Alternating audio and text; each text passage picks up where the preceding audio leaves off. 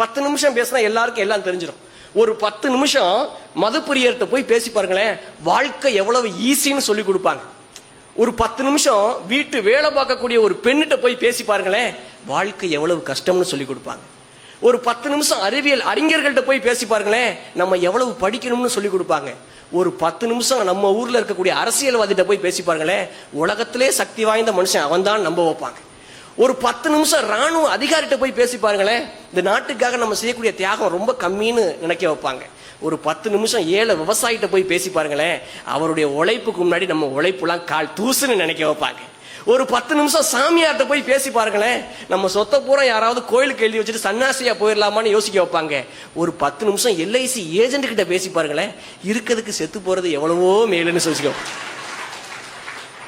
ஒரு 10 நிமிடம் இப்படி மக்களாக கூடி நல்ல விஷயங்களை பேசி பாருங்க, வாழ்க்கை எவ்வளவு